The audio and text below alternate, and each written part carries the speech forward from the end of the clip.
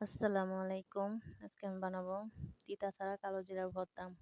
তো প্রথমে একটা প্যান নিয়েছি। এখন এখানে কালো জিরাগুলো দিয়ে একটু টেলে নেব।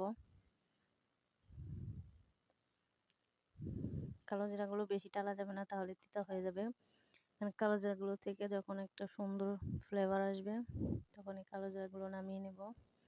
এখন এখানে পরিমাণ মতো সরিষার তেল দিয়ে এখানে দিয়ে দিব পেঁয়াজ, রসুন, কাঁচামরিচ, শুকনো মরিচ। এখন এগুলোকে একটু ব্রাউন কালার করে ভেজে নেব। ব্রাউন কালার হলে নামিয়ে নেব। এখন কালো জিরাগুলো বেটে নেব।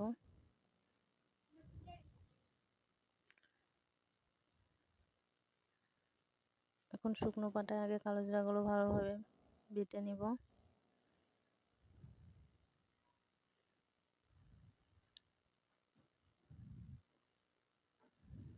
তো আবারও বেটে নেব আমি। এখন এখানে দিয়ে দেব ভেজে রাখা পেঁয়াজ, রসুন, পরিমাণ মতো লবণ দিয়ে এগুলোকে বেটে নেব।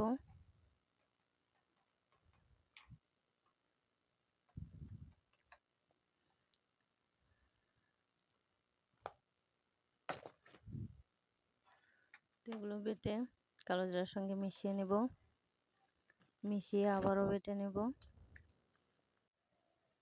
এখন আরো একবার বেটে নেব।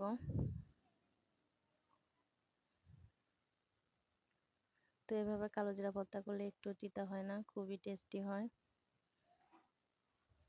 তো আপনারা ট্রাই করে দেখতে পারেন। আর আমার ভিডিওটা যদি আপনাদের ভালো লেগে থাকে তাহলে লাইক, কমেন্ট এবং শেয়ার করবেন।